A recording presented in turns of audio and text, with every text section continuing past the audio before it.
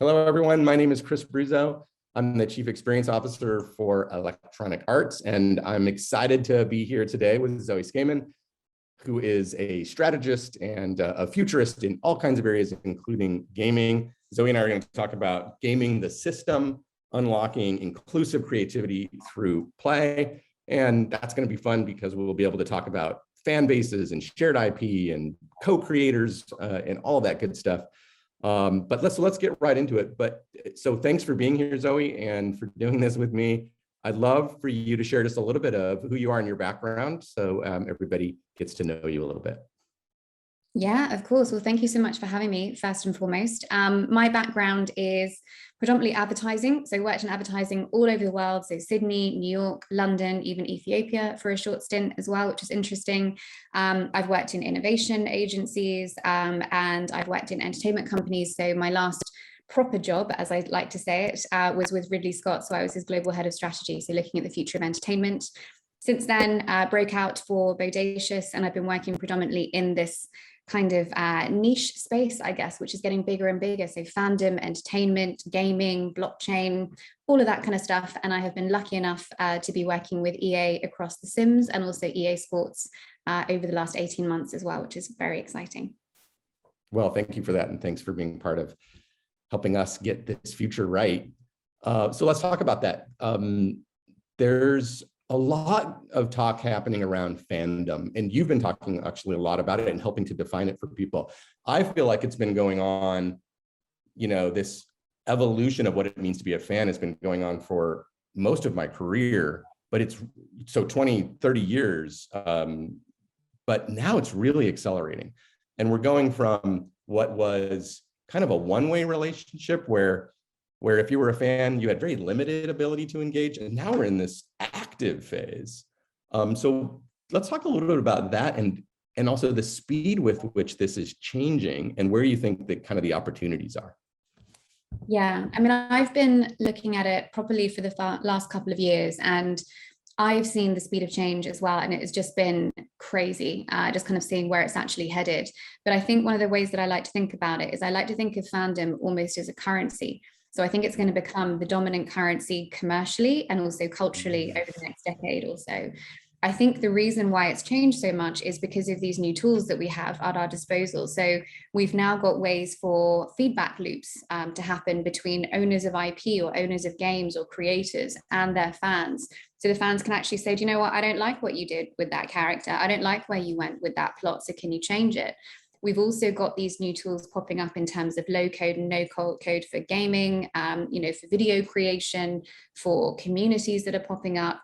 And so what that means is we're closing the gap between these previously unreachable big studios, actors, Hollywood, gaming studios such as yourselves as well, and the fans that spend time in the universes that they create. And now they're kind of all blurring into this big messy middle. And it's scary, for a lot of people in terms of, hang on a second, who's got the power in this dynamic? But I think it's also so exciting because we're potentially tapping into this huge pool of creativity, which previously we've just kind of ignored. We've said that actually you guys are audiences. You sit there and passively consume whatever we deign to create for you. And they're saying, no, I want to have more of a participative two-way relationship with this. I want to be able to create my own avatars. I want to be able to create my own narratives. I want to be able to create my own, content and storybooks and all of this kind of stuff that actually feeds into this universe, but also is absorbed by it. And, that's the kind of really exciting space that we find ourselves in. I think we're only one or two baby steps into where this future is going to take us. And maybe the whole idea of control was an illusion anyway for a brand, right? I mean, lots of conversation was happening online that brands can't control. People were expressing themselves. And now, though, the tools that are available, there's a lot more than just writing a review. You can, to your point, we can co-create. So I don't know, it feels to me, I wonder what you think, that brands are just going to have to get a whole lot less precious about control.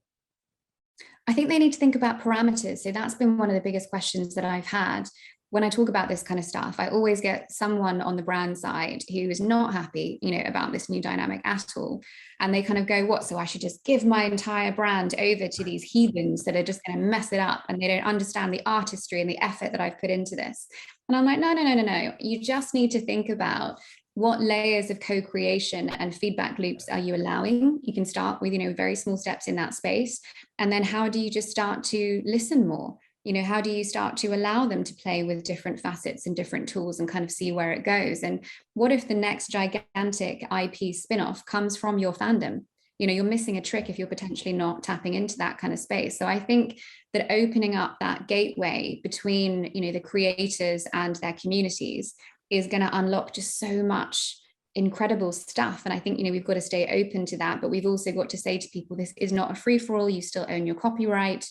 Don't freak out about that kind of stuff. But the ability, I guess, just to be, much more open to the contributions that they might have, which could be valuable. And I know that also, EA are kind of looking into that space as well from some of the discussions I've had. So I think it would be great to understand a little bit more about what you guys are up to in that space.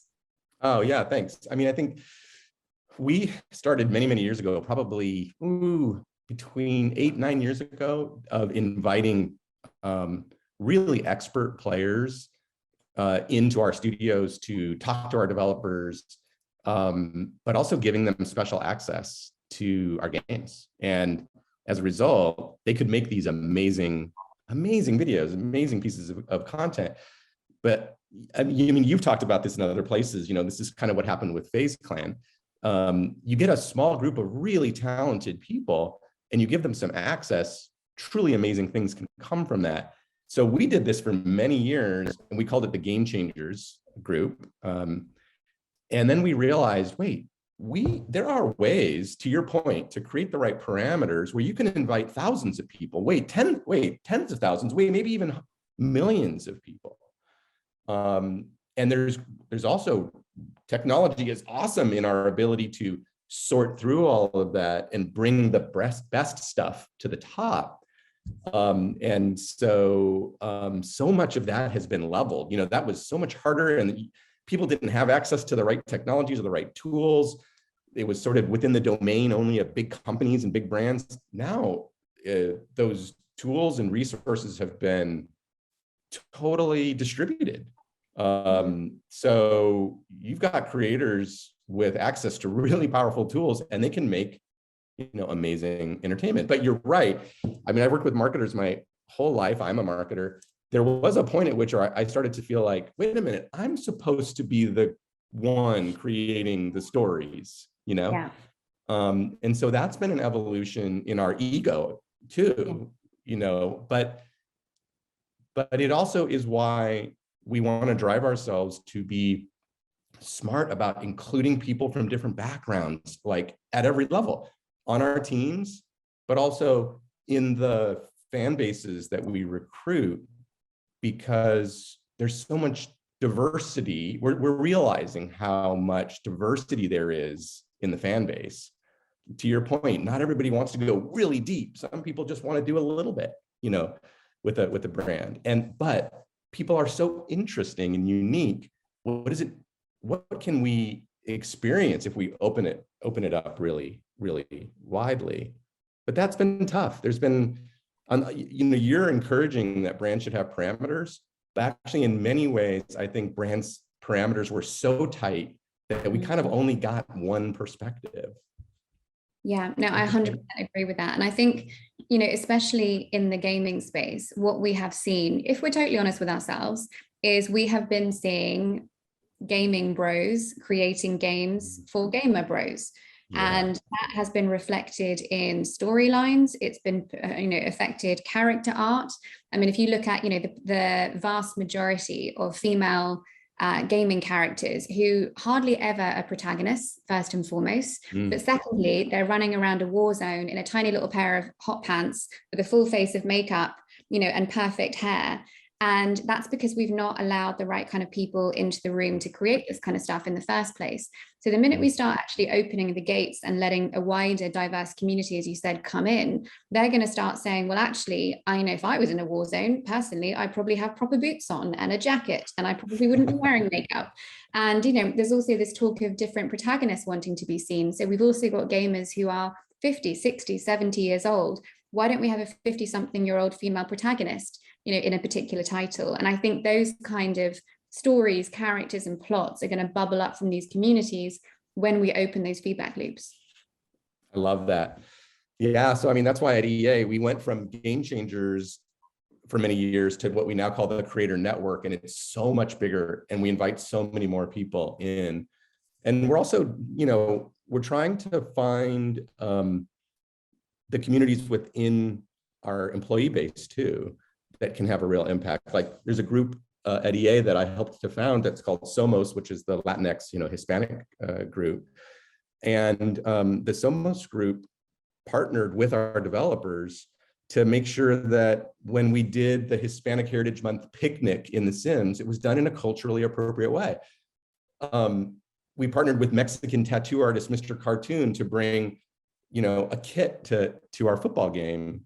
And by the way, that kit was expressing Mr. Cartoon's feelings about dreamers, about immigrants, and so we get to bring in so much more interesting stories when we involve people and we allow them to be like their whole selves, instead of feeling like we come to work and we're supposed to just like put on that, to your point, we're supposed to fit a trope of some kind. And instead, when we say, hey, can you tell us about your background, or can you please share with us what's meaningful to you and your family or within your history, things get so much more interesting.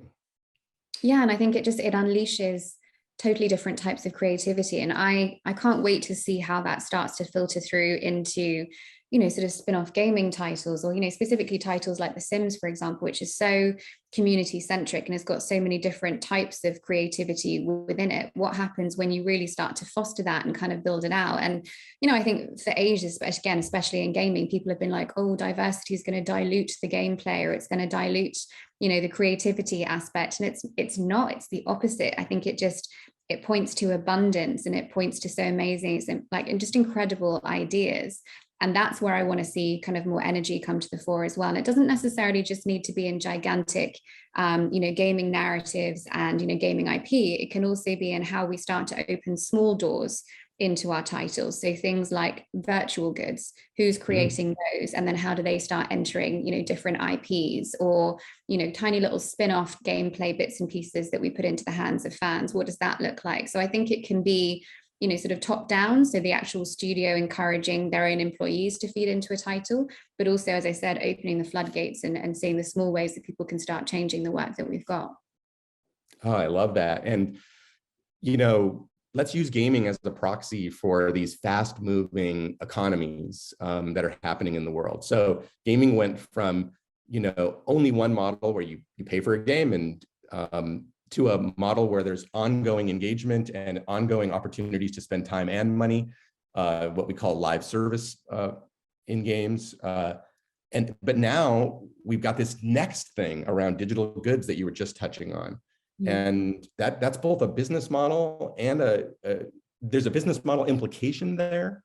Things like non-fungible tokens, things like peer-to-peer economies. And so there's business models there, but there's also just, the demand for those digital goods. So can we talk about that? It's certainly clearly right in the center of gaming, but it feels like it's bigger than that. It feels like it's something that's going to impact lots of aspects of society. Totally. I mean, I tend to refer to it as the ownership economy. So, I'm kind of very, very big into this space at the moment, but I see almost like, Web 1, when we first had it, was all about information links. So how do we start to, use Google, for example, to be able to put in a question, and then we find our way to the information that we want. Web 2 was all about social links. So, actually being able to be connected to each other.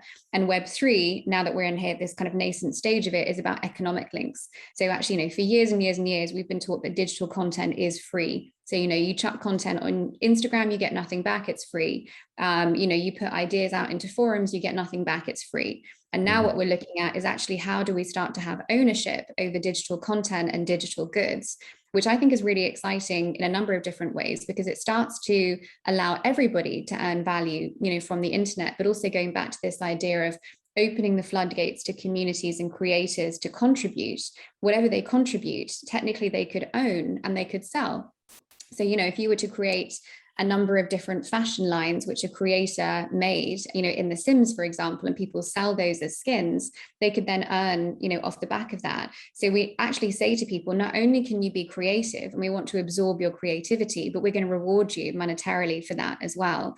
And that really starts to, level the playing field, because again, for so long, creativity in a digital space has just been free. Spotify was streaming, music artists were not earning, people actually putting really interesting comedic content out on TikTok, for example, they were not earning. And now we're seeing that shift and change. And I think that's going to be really, really exciting from a gaming perspective, to see how do we invite people in, and then actually how do we give them a part of this economy that we've created. Yeah, so that participation for the creators, as opposed to everything for free, very interesting. You're making me think, what is the product at that point? Or at least what is the, maybe even the core understanding we had of what gets sold and how revenues are made is changing. And suddenly we're creating a platform or an environment, but the number of products might be in the millions. Yeah, absolutely. I think it's shifting it from, gaming always used to be about paying a flat fee for the title in order for the gaming studios to earn back, all of the money that they'd invested in making it.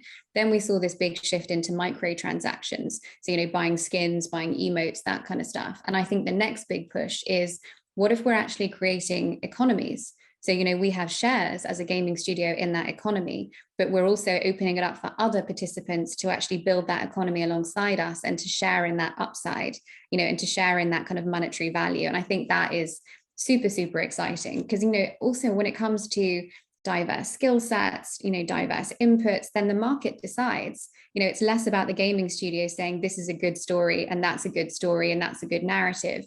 And it's more about the creators putting their own stuff into this world, and the market of players will decide, what they like and what they don't. Oh, I love that. And so talent will rise to the top, but I'm almost like the talent marketplace becomes huge. It can be, everyone has access and their talent can shine. There aren't these barriers maybe as much as there used to be. We certainly see that in The Sims. Probably The Sims was one of the games that democratized this idea of, you can play this out in any way you want. You can be whoever you want to be. You can, especially around things like sexuality and gender identity. In The Sims, the Maxis studio unlocked all of that so that people could really express themselves. But it's really interesting, Zoe, because it's like, we still have to create the right environment. We still kind of have to prime the pump as creative people, to say, like, here's what this universe is all about. Here's what it looks like. Now go play, in that environment. Apex Legends is a great example. We have all these heroes that come into Apex, and the really talented creative people have worked hard. There's like half of the legends are female. One of them is a non-binary character. We have all this depth and authenticity to their backstories. That's a lot of really work, really expert professional work to create that.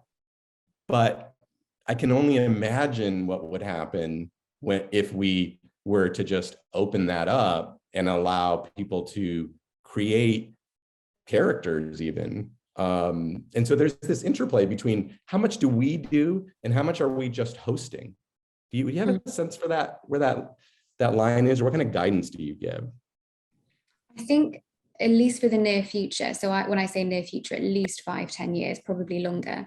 we're still going to have some centralized control of IP and storytelling, because the quality, needs to be there to build these worlds, to kickstart these communities, to kickstart these narratives. And then I think, again, it goes back to the parameters that I was mentioning in terms of what are the small areas that you start opening up and turning them into sandboxes and playgrounds for creators, and what do you invite, and what do you almost kind of say, we would love contribution in this particular space. I still think you need to maintain control, over the overarching story, but also, could you run challenges or competitions where you ask fans to dream up new characters, to dream up, new narrative spin-offs, and then if the cream rises to the top, as we mentioned, that could actually then get turned into something that you do as a spin-off for The Sims, or another particular title, and then again, that person can get equity in that particular thing, and I think that's really exciting. So it's looking at the smaller bits that the community can contribute to, but also how do you start using your wider fan base as, a way to pull out the creativity that's inherent within it. Yeah, that's so great. And so that feels to me like shifting from creative control to something different, something creative. I think it's curation, Yeah, curators. It is finding a way to actually curate the best of what's coming up from the fan base, and then to infuse that into the game and actually sort of say, we want your feedback, as opposed to here's the title, go play it, see you in 2 years' time. I think that continuous level of feedback is going to be the richness that's going to imbue, the next, amazing creative companies as we move forward. Okay, let's talk about one last thing with the time we have.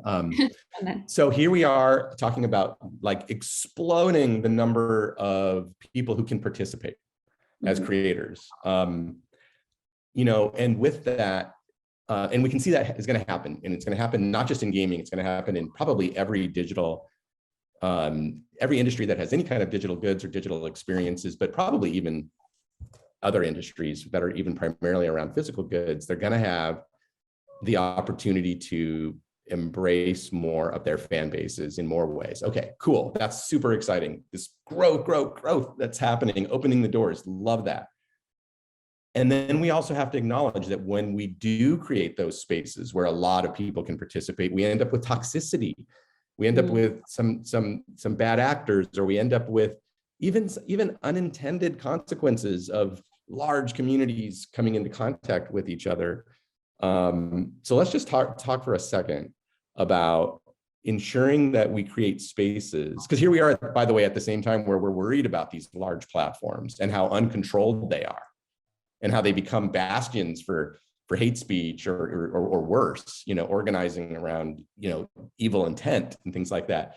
So here we are on the cusp of a pretty significant next round of explosions. I certainly feel it at EA in gaming. So we've been very clear about positive play and the importance of setting up very clear parameters for, we will not allow, we have a zero tolerance policy for racism, for sexism, for homophobia, for transphobia, for any kind of form of harassment. I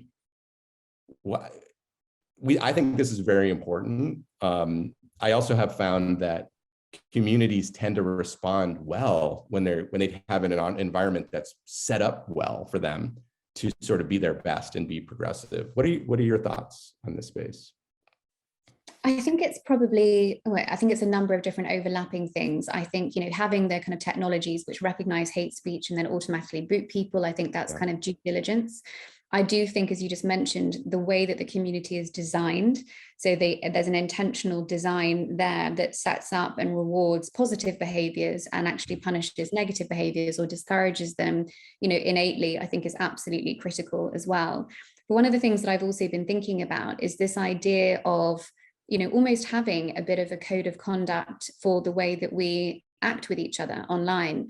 So, I was talking to a friend about this a few months ago, and we were talking about sportsmanship.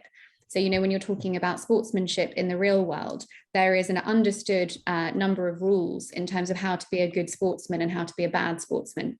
So be, gracious in defeat, always shake your opponent's hand, that kind of stuff as well. But we haven't taken that sportsmanship or that idea of good sportsmanship and translated it into our online world. So what does it mean to be a good sportsman or a good community member or a good kind of member of a gaming world? And I think what's really interesting in terms of where we go next is this idea of, as I said, opening things up to the community. Could we also open up to the community the idea of co-creating that code of conduct together? You know, what does that actually look like? We've never really had that conversation. And I would love to see this idea of unspoken rules of sportsmanship translated from the real world into the gaming world that we all kind of adhere to as well. I so love that. And I won't say that we got it all the way right at Electronic Arts, but we did open ourselves up to have this conversation about positive play with creators, with players, with developers. And we did get to, you know, a positive play charter where we made some real commitments around it. And then we used real language. So, you know, like our guidelines are things like keep things fair, treat others as they would want to be treated, you know, share clean content, you know, those kinds of things, which are we try to take all the legalese out of it and just make it authentic. And I agree with you. I think the more we can make that participative, where the community as a whole can contribute to its guidelines, the better, because there will be communities where some things are appropriate that might not be appropriate in other communities that you opt into, and we should allow for that, as long as we have like really clear guidelines as people go into those spaces. Yeah, I think it's fantastic that you're pushing in that direction, because I think it is it's something that I think the big gaming studios really need to take control of and really need to lead the way on. And it's not been done particularly well by most studios so far. So I think it's really encouraging to know that you're headed in that direction. Well, it's hard, and I think we see evidence every day of the complexity of it and the challenge of it, but it is possible, and there are great examples of progressive communities, and a lot of what you shared today are really good parameters, really good starting points for everybody that's thinking about this space. The people who attended this session that you and I are holding here are certainly interested in how to do this in the right way, and to stand on the shoulders of people like you who have done a lot of work in this space. So thanks so much, Zoe, for your time today and for going on this little journey with me around unlocking inclusive creativity. It was great. No problem. Thank you so much for having me. Cool. Thanks, Zoe. Bye, everybody.